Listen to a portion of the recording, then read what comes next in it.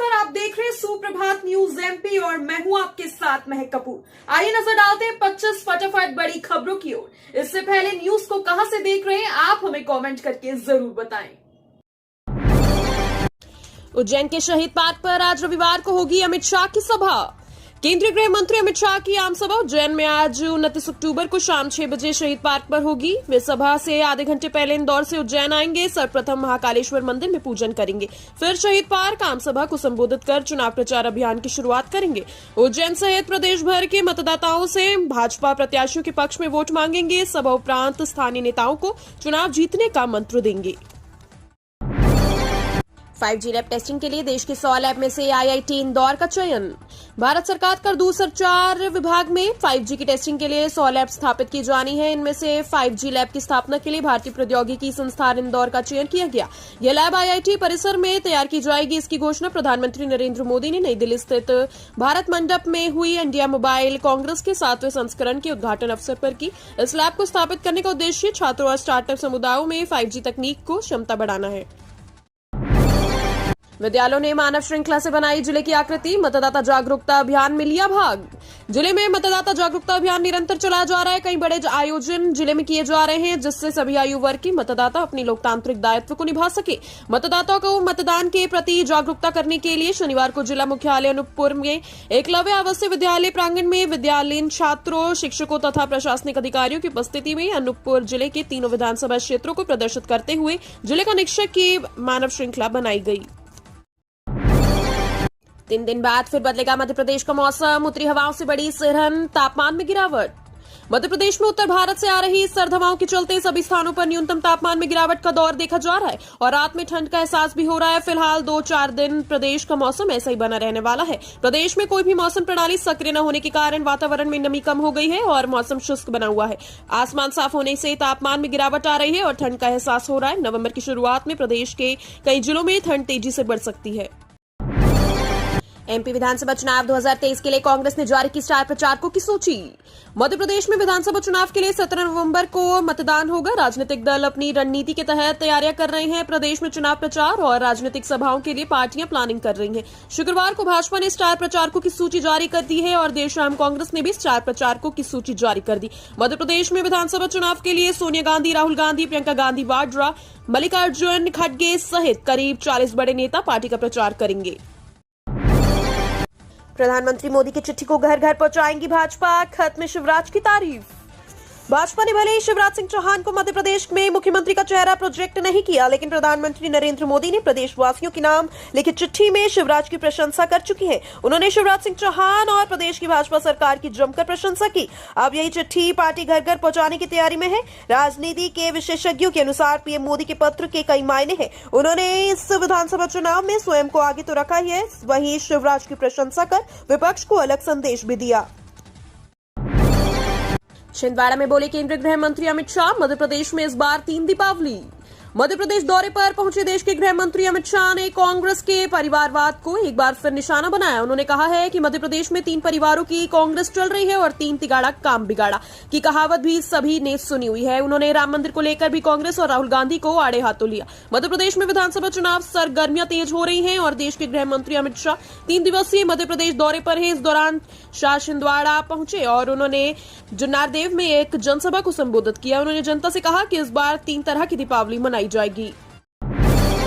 विश्वविद्यालय ने MA MSc सहित 8 पाठ्यक्रम के रिजल्ट की जारी।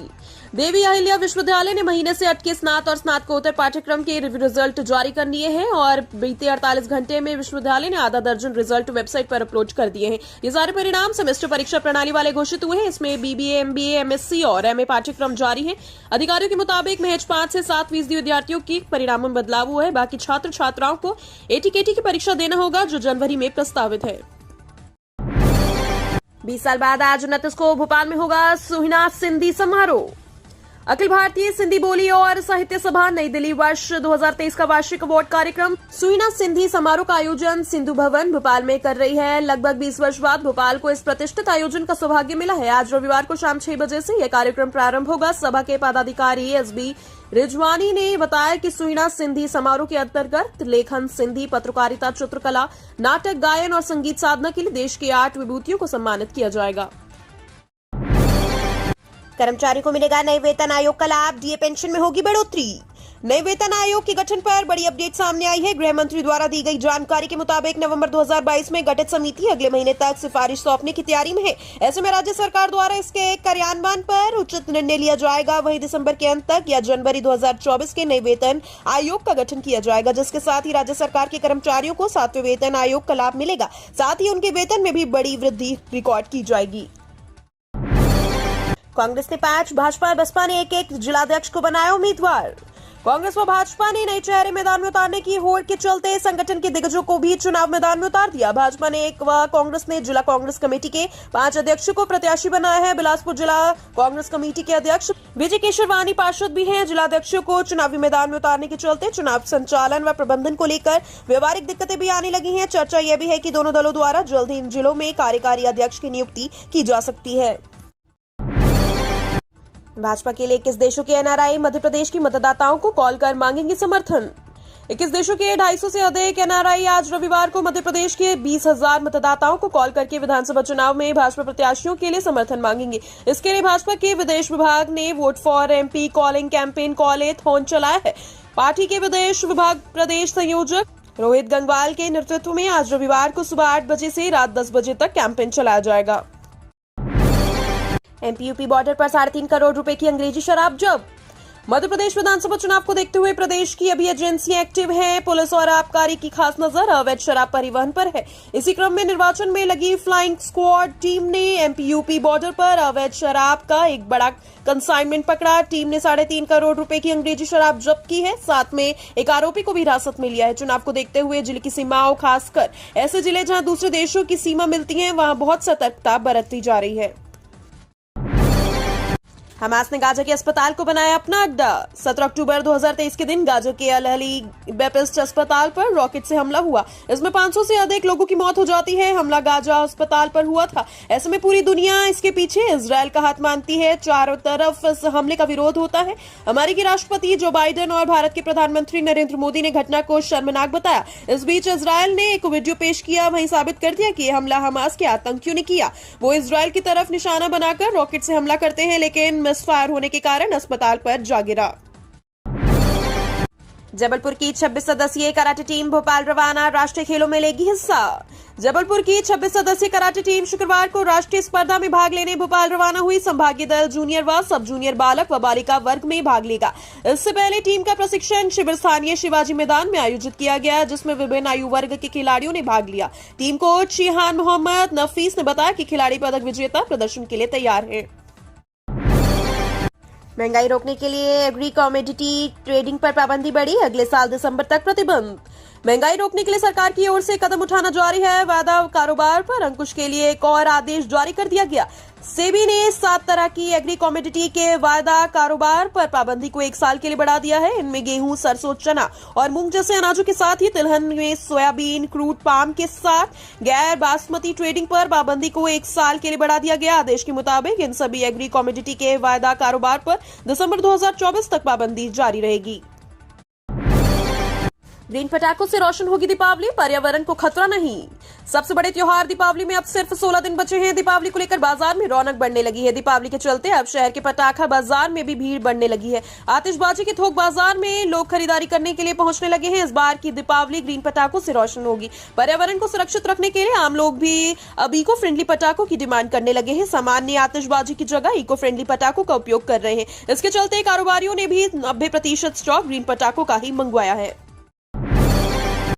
मरीज की मानसिक स्थिति बेहतर रखने के लिए लोग अपना रहे हैं होम केयर सुविधा।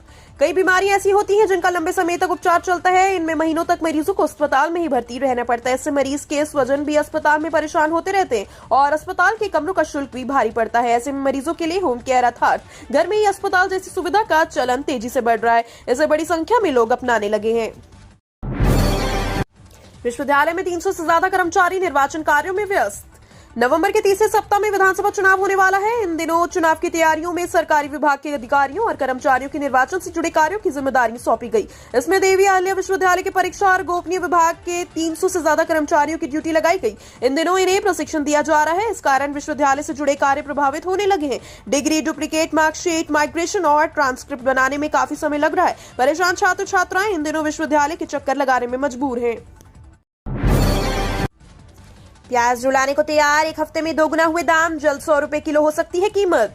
पिछले दिनों प्याज और टमाटर की कीमत आसमान छू गई थी। वहीं एक बार फिर प्याज जनता को रुलाने के लिए तैयार है। प्याज के दामों में अचानक तेजी आ गई है। अब मार्केट में प्याज 60 से 70 रुपए प्रति किलो बिक रहा है। सब्जी विक्रेताओं का कहना है कि प्याज की कीमतों में और वृद्धि होगी।